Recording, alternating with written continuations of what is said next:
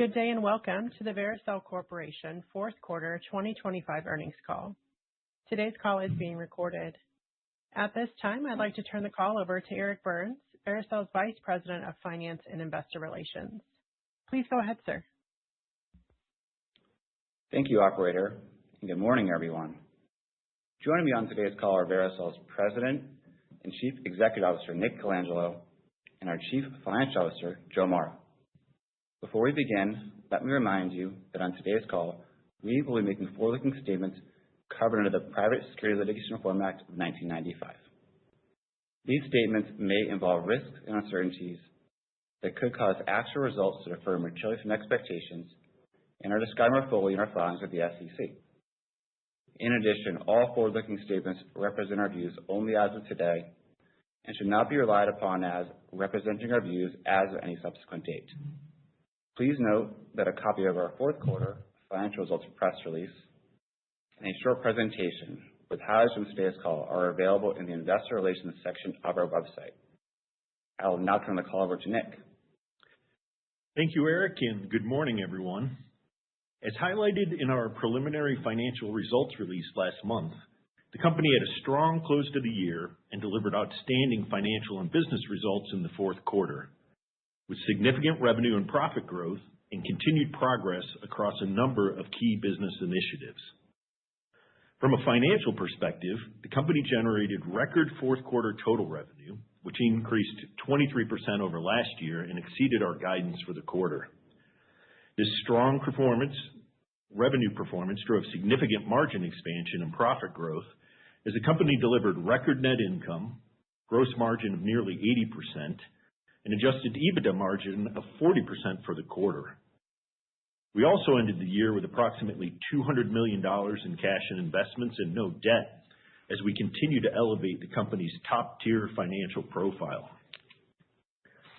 We also achieved several key business objectives in the quarter, including the successful completion of the MACI sales force expansion and the initiation of the MACI ankle clinical study, and made substantial progress on other long-term growth initiatives as we remain on track to begin commercial manufacturing of MACI in our new facility this year and to potentially launch MACI outside the United States in 2027. MACI's second-half momentum continued in the fourth quarter with record revenue of more than $84 million, representing 23% growth versus the prior year. This performance was driven by strong underlying fundamentals as we had the highest number of MACI implants, implanting surgeons taking biopsies in any quarter since launch. MACI's performance was particularly strong in December across all key performance metrics, including biopsy and implant procedures, as our commercial and operations team executed exceptionally well to close the year. MACI's leadership position in the cartilage repair market has continued to strengthen since we launched the product in the U.S. in 2017. Over the past 9 years, MACI's generated compound annual revenue growth of 24% and has delivered revenue growth of 20% or more in each of the last 3 years. Notably, as of the end of 2025, more than 20,000 patients have now been treated with MACI. We believe that MACI's strong clinical profile, together with the surgeon and patient benefits of a simpler, less invasive surgery, have driven MACI's strong growth and will continue to do so moving forward. In addition, MACI's best-in-class pricing and reimbursement profile, with prior authorization approval rates remaining over 95% for commercial patients in 2025, demonstrates the significant clinical value MACI represents to payers, hospitals, surgeons, and patients. With this strong MACI foundation in place as we move into the new year, we're focused on executing on 3 strategic imperatives that we believe will position the company for sustained strong revenue and profit growth in 2026 and the years ahead. First, we're focused on capitalizing on our larger MACI sales force, which will meaningfully increase our reach across the entire MACI customer base. Starting the year with a significantly larger footprint provides an opportunity to not only continue to drive the expansion of new MACI surgeons, but also to drive deeper penetration and increase utilization within our current MACI surgeon base.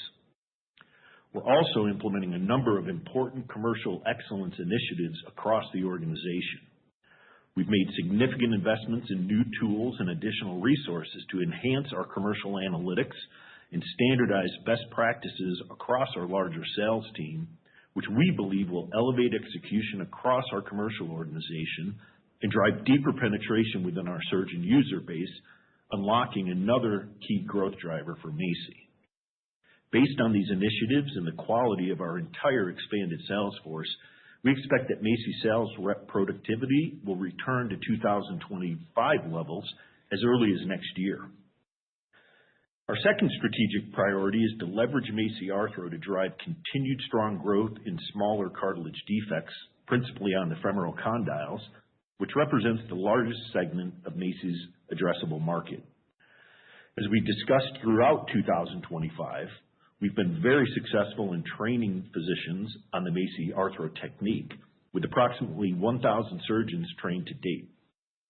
Importantly, MACI Arthro trained surgeons have continued to demonstrate a significant increase in biopsy and implant growth following training, and for those surgeons that have completed a MACI Arthro case, even higher biopsy and implant growth and higher conversion rates.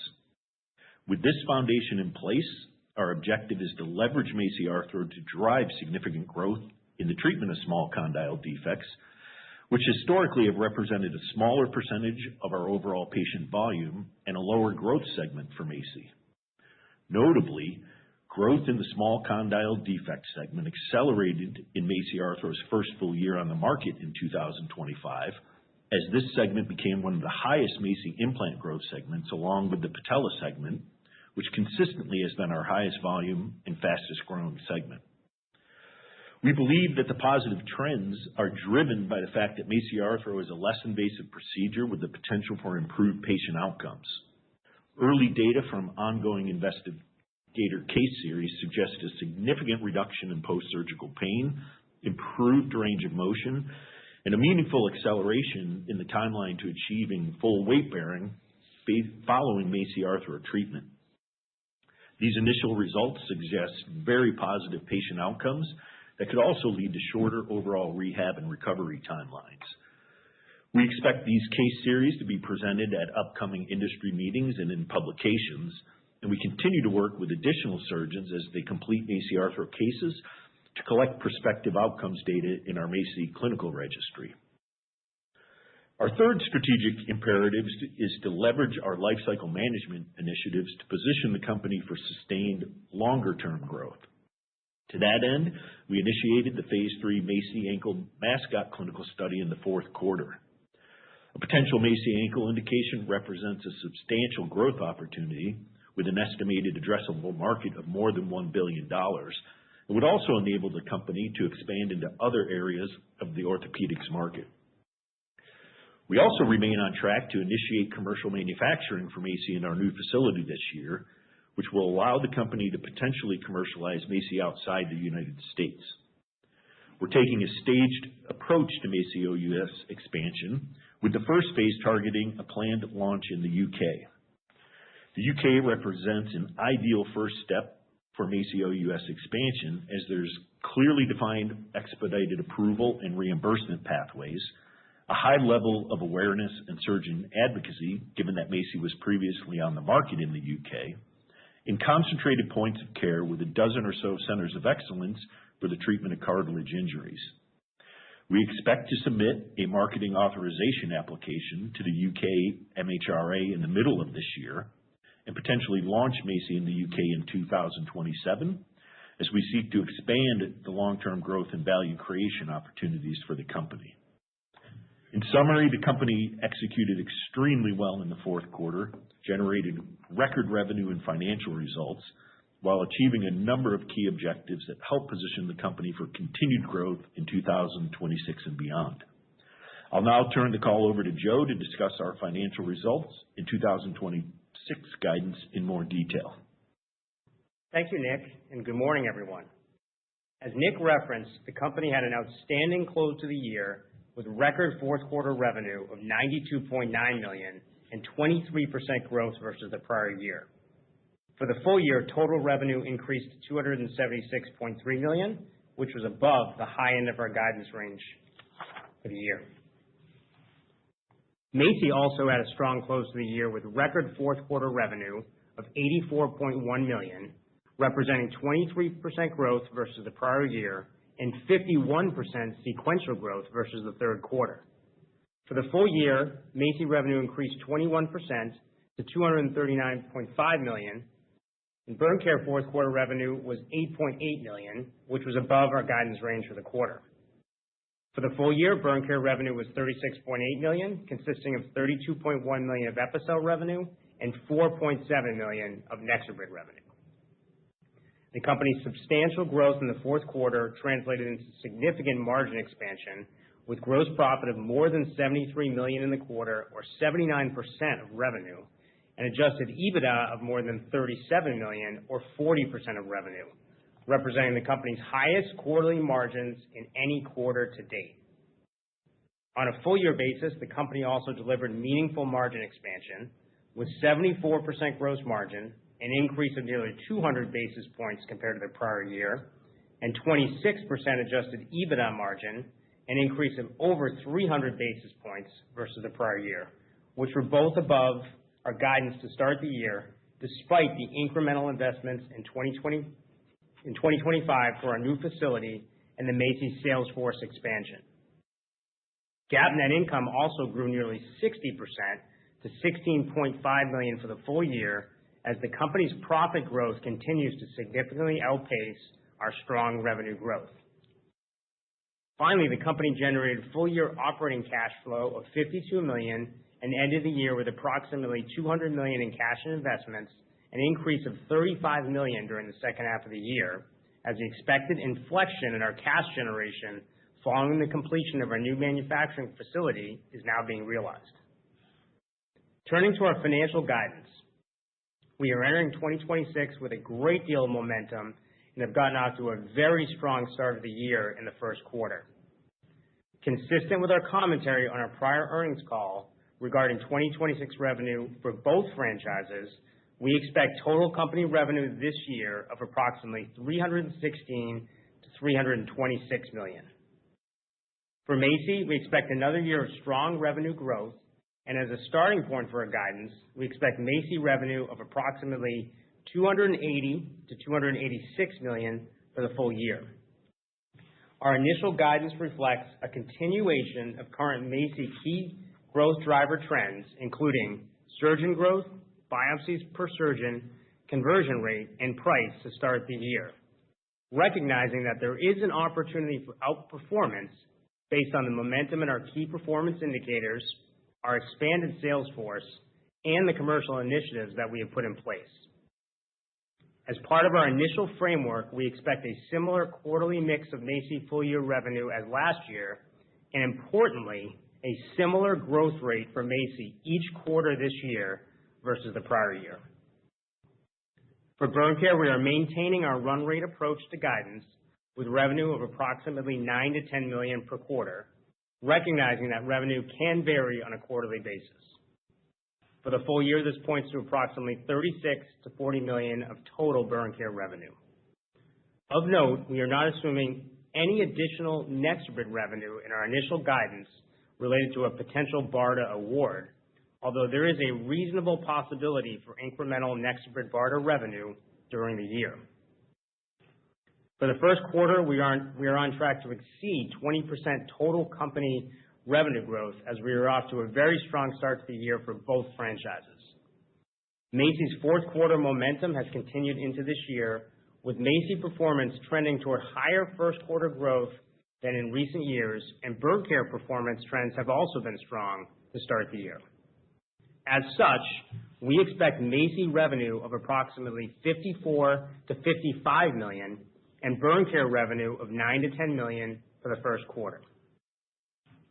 Moving down the P&L, for the full year, we expect gross margin of approximately 75% and adjusted EBITDA margin of approximately 27%, which accounts for additional costs related to our new Burlington manufacturing facility, the incremental investments related to our Macy sales force expansion, and increased Macy ankle mascot clinical trial expense as patient enrollment begins. We expect total operating expenses to be approximately $220 million for the full year and anticipate a similar level of spend each quarter. For the first quarter, we expect gross margin of approximately 70% and adjusted EBITDA margin of approximately 10%.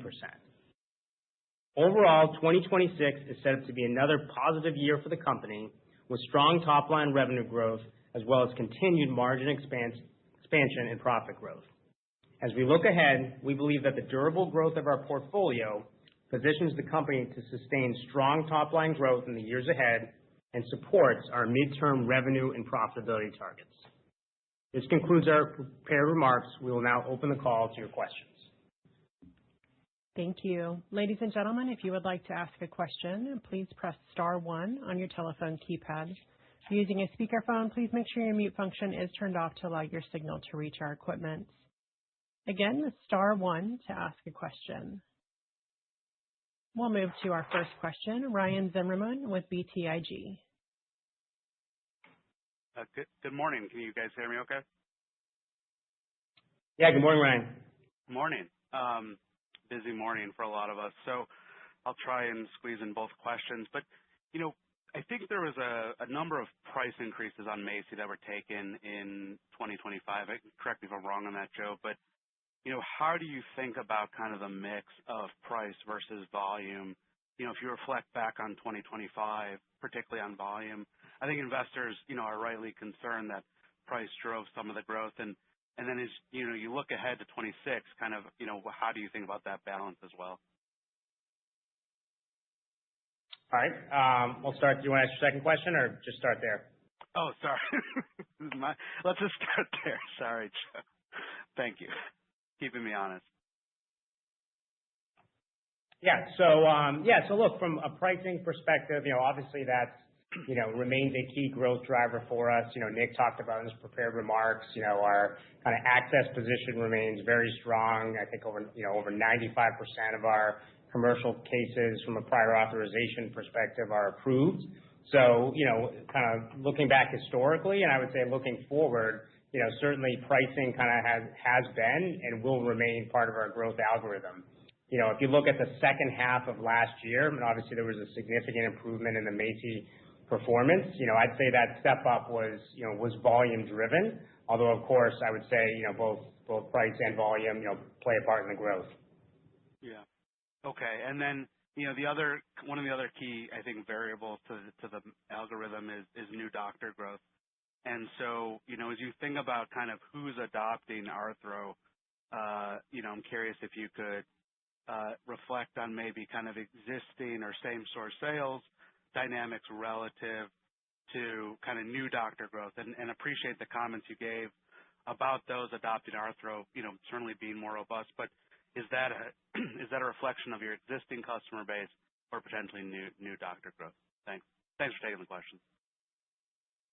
Yeah, hey, Ryan, I'll start. It's Nick. I think the sort of ratio of trained surgeons that we talked about previously is held throughout the year. So, about 2/3 come from existing MACI users, split between kind of former patella users and patella and condyle users, and then about 1/3 from sort of either prior open targets who had not adopted MACI at that time, and then obviously the new Arthro-only surgeons. So that's kind of remained relatively consistent. And, I'd say the dynamics that we see once the surgeons are trained, regardless of which bucket they come out of, sort of hold true in terms of obviously increasing if they're new, but even sort of former users increasing both biopsy and growth rates. And then particularly when they start doing Arthro cases, their growth rates for both biopsies and implants are even higher, and their conversion rate was higher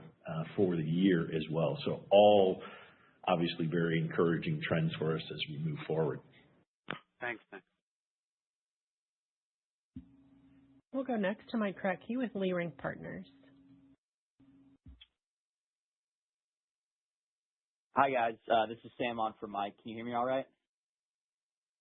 Yep. Yeah, good morning. How are you? Yeah, doing good. Thanks, guys. So just, during your 3Q25 earnings call, I think you had mentioned that 20% growth for Macy would kind of be a good starting point for fiscal 2026. But the current guidance kind of implies growth slightly below that at roughly 18% at the midpoint. Is this just a function of, kind of 4Q being a little bit better than expected? And is there anything that materially changed from then versus now when you issued the new guidance here? Yeah, so I'll start. I'll just give a quick update on the guidance, maybe overall, and I would say just on that last part, nothing certainly materially changed. I think, and if anything, we probably, really ended the year a bit stronger, across the business, which was great. So, just in terms of the guidance framework, to your question, I would say, if you look at both franchises, it's really consistent with the commentary we gave in the last call. So, on the Macy side, the guidance is kind of in that low to mid $280 million range. That's, consistent, I think, right on top of consensus or very close. We talked about in the last call having that similar year-over-year incremental growth, which I think it accomplishes as well, kind of the midpoint of that range, and the 282 or 283 is right in line with last year, which is about a $42 million increase. I'd say on the specific question around the 20%, obviously there's a range around Macy. We want to be prudent to start the year, but, what we said in the last call, in addition to having that similar incremental growth was, I think coming into the call, there were analysts kind of on either side of that number, and, I think we were comfortable with something at that range, but I think we try to be clear that we were not going to guide above that. So, I think more than anything, it's probably just being prudent on the Macy side, but we feel really good about, the start of the year on Macy and the full year. And then just quickly on burn care, I think that's important as well. So, that one's pretty straightforward. We said last quarter we're going to maintain this run rate framework, which I think has worked well in the last couple of quarters in particular. Call it $9 to $10 million per quarter, get your 36 to 40 or 38 million at the midpoint. One thing that is probably a bit off, coming into the call is, we referenced the high 30s last quarter, but if you actually look at external estimates, they're kind of more into the lower 40s. So, that's obviously impacting both burn care and the total company, external starting point. So, did want to point that out. So, you put that together, I think we have a nice balanced guide at, something around, call it, mid 280 or the middle of that range rather, and high 30s in burn care. You're probably around 320 or so at the midpoint, which we think is a very balanced starting point. And then just briefly on Q1, because I think that's important as well, in the context of the guide. So just to reiterate what we said in the call, we think we're off to a great start, on track to exceed 20% as a company for the quarter. The Macy metrics have been really strong, and we are guiding Q1, higher than we've trended, and certainly higher than we've guided, in the last couple of years. So obviously feel good about Macy, and, burn care has had a strong start as well, so very much on track to that, run rate for Q1. So we think that sets us up well. And then, lastly, just, on the Macy question and just generally, I think as we talked about in the last call, I'd say we just want a very, I would say, prudent and disciplined start of the year in our initial guide. So, Macy has a ton of momentum. We have a number of initiatives, including the increased sales force. We did see some inflection in some of our growth drivers in the second half, but, we're not baking any of that in. We're assuming, pretty similar trends on a full year basis. And similarly, I would say on the burn care side, there's certainly an opportunity for incremental barter revenue. I think that's a reasonable possibility, but we're not baking that in. So, I think it's prudent on both franchises. And just one last point on Macy, we did make the comments, if you look at the full year growth rate at the midpoint of that range, it's actually right in line with our Q1 guide. And so we felt like starting the year with not only a similar mix of business, because we know our business is seasonal, but also essentially consistent growth rates, really the same growth rate across all 4 quarters, was a good way to start the year, and I think positions us really well to potentially outperform on that if we execute well. But I think it's a prudent way to start the year, again, just given the seasonality of our business. Understood. Thanks for the color, guys. Thank you. We'll go next to Richard Newitter with Truist Securities. Hi, this is Felipe on for Rich. So just on the Salesforce expansion, you guys pretty quickly expanded your territories about 30% in the last couple of months. So I'm just wondering, just talk me through rep ads and the strategies for the year, and I guess how you expect those new territories to ramp. And then just a second question, if you could give some guidance and expectations for free cash flow ramp for the year, that would be helpful. Thanks so much.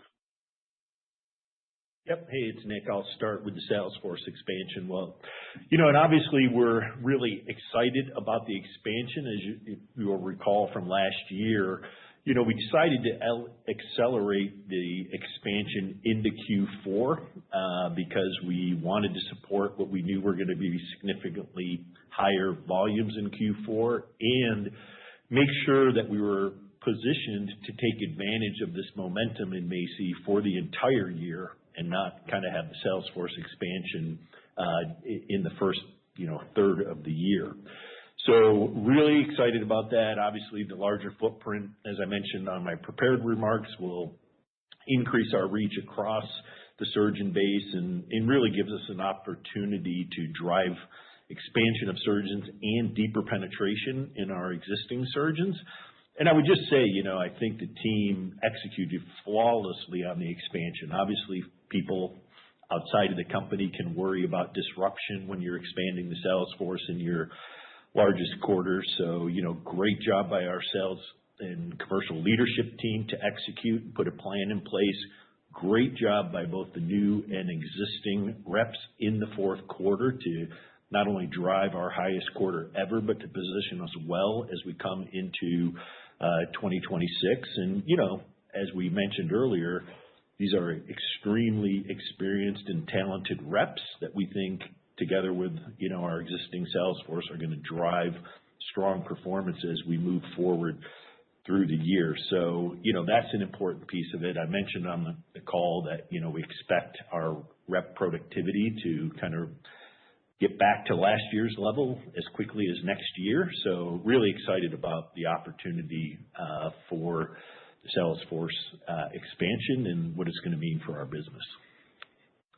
Yeah, and then in terms of kind of the sort of cash flow question, I think probably the best way to think about, we're not guiding to that specifically, but obviously, we think we are in an inflecting cash flow position, which is great. I think generally, what we talk about is our adjusted EBITDA as a good proxy for operating cash flow. It doesn't always line up because there could be collections at the end of the year and some timing differences, but kind of over time, that tends to be a pretty good proxy, for the most part. And then you can kind of look at our, run rate on the CapEx side. In the last couple of quarters, it's been in the low single-digit millions, obviously much lower as we've gotten back to more of a steady state, after getting through the building project. So that's probably the right way to think about it, but, we don't have a specific number we've guided to there.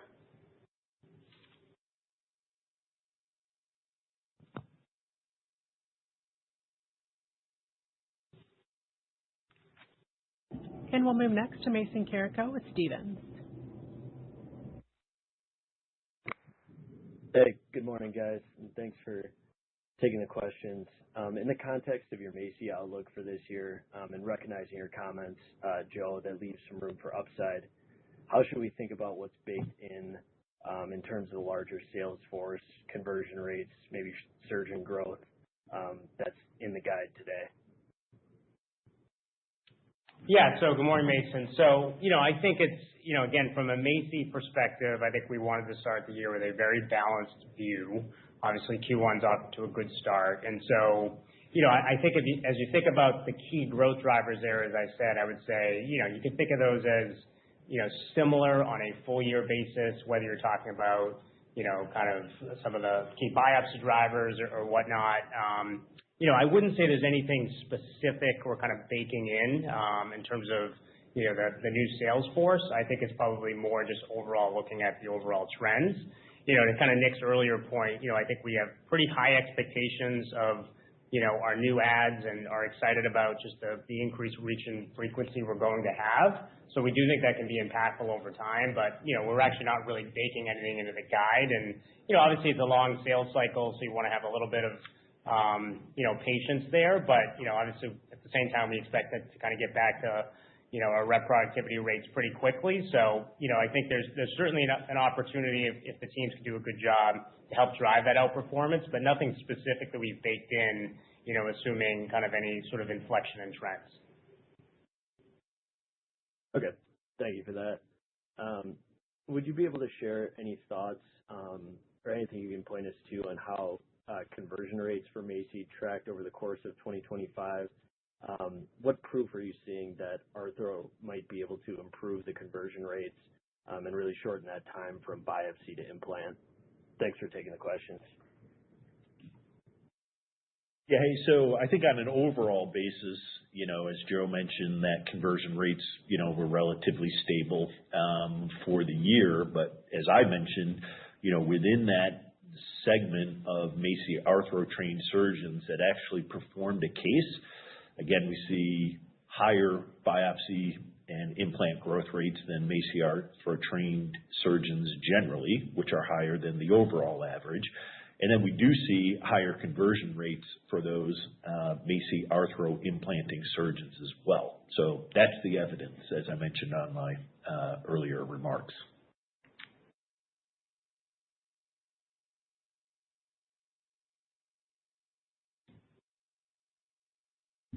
And we'll move next to Jeffrey Cohen with Ladenburg Thalmann. Hey, good morning. Thanks for taking our questions. So in particular, could you unpack OpEx a little bit for your 26 guide? And curious on the sales force expansion from last year, if there's any pull-through or any anticipated expansion to this year and R&D as well. Yeah. So, I think we gave guidance at the total company level. So we said, approximately $220 million on a full year basis in OpEx. Probably the easy way to think about that is, call it, $55 million a quarter, pretty consistent, including the first quarter. I think to your kind of question and point, one thing we've been talking about is as we move into 26, there are some incremental costs that are going to flow through the P&L, including on the OpEx side. So to your question on the SG&A side, certainly it's the expansion of the sales force. So, it's roughly 30 people. You can think of that as, probably something in the $10 million range on an annual basis. And then, I'd say a pretty meaningful increase on the R&D side as well as part of that, where you can think about obviously the ankle trial, which was kind of in a startup phase, is now, thinking kind of more sites and patient enrollment and whatnot. So those are really the two key drivers from an OpEx perspective that we baked in on a full year basis. Okay. And then as follow-up, with the arthro surgeons out there, the anticipation for 26 is being driven by new surgeons or repeat surgeons? Are there 1,000 more surgeons to reach this year, or are you seeing more drive from existing physicians? Hey, Jeff, it's Nick. As I mentioned in my remarks, the sales force and MACI Arthro combined, give us a greater reach on the sales force side. And then with MACI Arthro, we expect to continue to train surgeons, but, we're really focused, given the dynamics you see with those trained and implanting surgeons, on sort of the depth of penetration that you can achieve with those surgeons in their practice. And so, that is a meaningful piece of what we're doing. We've already trained, a good portion of our, existing MACI users. Again, I think we'll continue to do that, and it'll bring new surgeons into the fold with MACI Arthro. But again, getting depth into those practices is really a key growth driver and the subject of a lot of our commercial excellence initiatives that we referenced earlier on the call. Got it. Thanks for taking our questions. Thank you. We'll move next to Caitlin Roberts with Canaccord Genuity. Hey guys, it's Michaela on for Caitlin. Thanks for taking the questions. Our first one is, are you continuing to see dormant Epicel accounts reactivated given NexoBrid, and what does the next stage of NexoBrid adoption look like, if you can give any more color there? Yeah, so we definitely see more Epicel dormant accounts.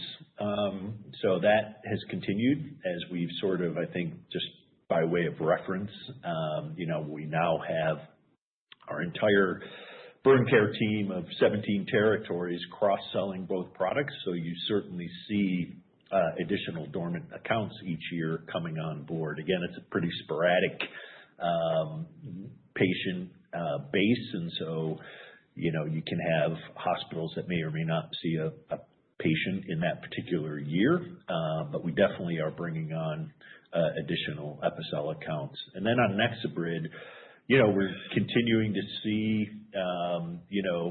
obviously changing the standard of care takes time, but we're continuing to see progress there. We launched the product with about 90 target accounts. To date, over 70 accounts have actually placed orders for NexoBrid. So, good penetration on the overall number of accounts.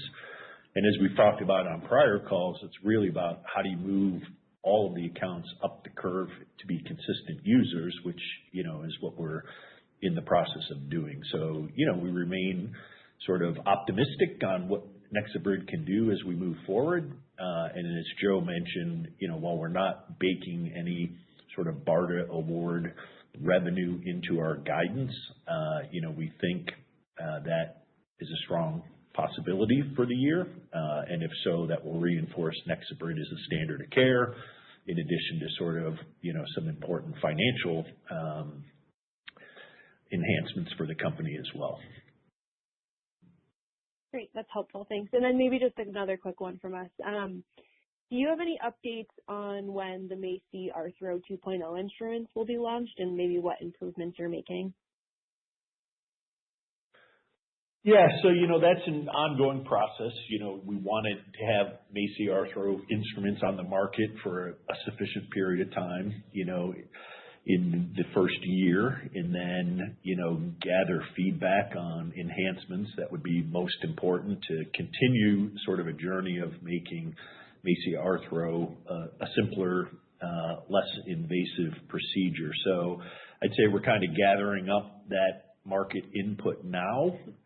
Depending on changes, these things can be, by the time you develop new instruments, go through the sort of validation process, the approval process, et cetera, it's call it an 18-month or more process. So, that would suggest maybe next year, probably at the earliest, that we would have additional enhancements. Great. Thank you. We'll move next to RK with H.C. Wainwright. Good morning, Nick and Joe. Just a quick question on gross margin. So you recorded 79% gross margin in the fourth quarter, but the 2026 guidance calls for a margin of 75%. So I'm just trying to understand the 400 basis point compression. Is that coming from trying to get the manufacturing startup activities going, or is it some amount of depreciation baked into it? And when all is said and done and the MACI manufacturing is completely transitioned into the Burlington facility, what could be the steady state margin profile? Yeah, so good morning, RK, and thanks for the question. I would say, just a reminder, when we talked about the 79% margin, that's based on our Q4 performance in 2025. And so we do see some seasonality in terms of margins, and just because our business, particularly MACI, is so Q4 driven, of course, in terms of the mix of the year, we do tend to see our margins scale up in that quarter. So when you look on a kind of more apples and apples, I would say full year basis, last year on a full year basis, we did 74%, next year, or for 2026 rather, we're guiding to 75%. So some increase on a year over year basis. Broadly, I would say there are kind of some additional costs that we are absorbing as we move into the new facility here in Burlington, and now have kind of multiple facilities that we're operating, but still feel like that's the right guidance assumption for the year. And then longer term, just a reminder, we said on the gross margin side, we think we can get into the high 70s, by the end of the decade. And I would say just generally kind of already being on a full year basis, in the mid-70s and, trending that way this year to start the year. I think, we're pretty well positioned in terms of that kind of long-term target that's out there. And then maybe just to bring your Q4 data point back, I think, Q4 is helpful when you look at those margins because we tend to grow into similar margins over time as the company, grows, more on an annual basis. So it is a good marker to look at, but, again, I think on a full year basis, it is an increase on the gross margin side. It's just comparing Q4 to full year. Thank you. One quick question on the ex-US business. So as you were stating, Nick, that you're planning to submit to the UK regulatory authorities in mid-2026 or in 2026. So how are you planning the commercial infrastructure there? Is this going to be a direct launch by you, or do you plan to enter into some sort of a partnership, to initiate that business? Yeah, thanks, RK.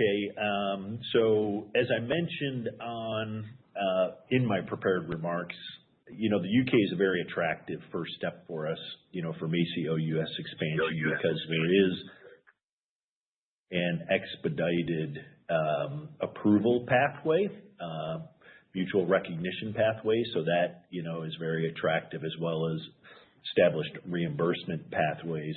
And I also mentioned there's a concentrated call point. So there's a dozen or so centers of excellence where patients in the UK with cartilage injuries are treated, which means it doesn't require a big commercial footprint. So we would absolutely plan to commercialize on our own in the UK. Thank you. Thank you both for taking my questions. Thanks, RK.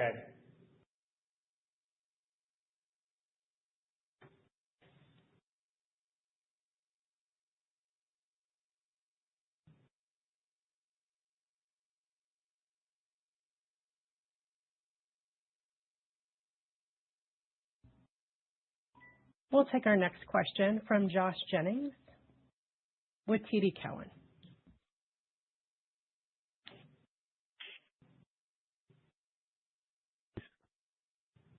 Hello, can you hear me okay? Yeah, good morning, Josh. Oh, I'm sorry. The Can you hear operator's us? talking in my ear.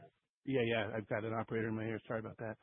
I know you're not breaking out MACI Arthro contributions directly, and we're thinking about the MACI franchise holistically, but I was hoping maybe qualitative you can just share with us just whether the MACI Arthro launch in 2025 exceeded your internal expectations or in line with your internal expectations. But it seems like it's exceeded it, and including what's going on in this first quarter of 2026, where you're combating the historical seasonal trends, and you're thinking you're going to deliver 20% growth or forecasting 20% growth for that MACI franchise here in 1Q 26. Yeah, thanks, Josh. I think when you look at different dimensions of the MACI Arthro launch, surgeon training, as we said, we've now trained a substantial, meaningful portion of our surgeon base, which is great. Their behavior, as you mentioned, and I've mentioned a couple times, is exactly what you'd want to see in terms of increase in growth rates, and now for MACI Arthro implanters, having higher conversion rates.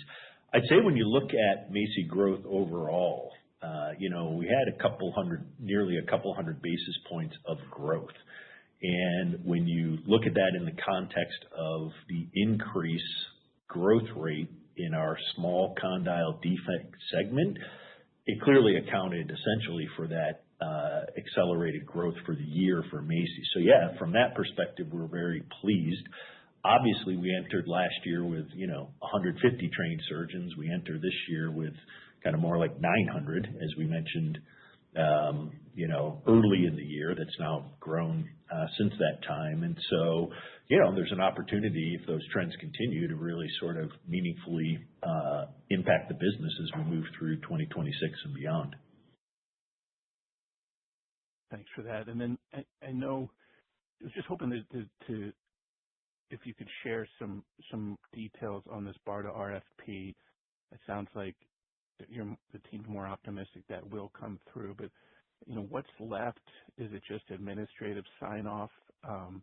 And then I think this is in the public domain, but maybe just help us think about if that does come through, what type of revenue contributions in 2026 and beyond could this BARDA RFP deliver for Vericel? Thanks for taking the questions.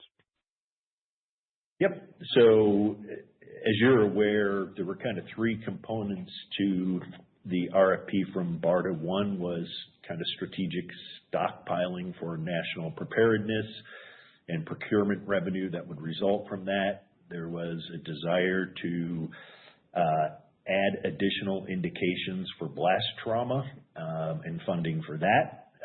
And then for a room temperature stable formulation as well. So there were kind of three components to it that would flow through our income statement differently. That obviously was impacted by the government shutdown initially. As you're well aware, there were parts of funding for 2026 that were pushed out to the end of January, and that's still an ongoing issue.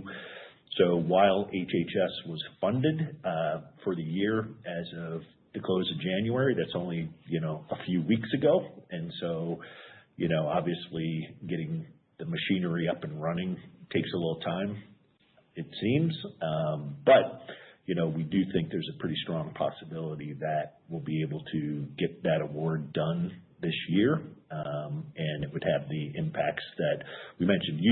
The RFP obviously set forth the stockpiling numbers, starting with 2,750 units and then additional procurement down the line. The exact revenue that would come out of that, we're not prepared to share right now. It's obviously subject to the negotiations on pricing and so on. But, as that moves forward, we can share more about that.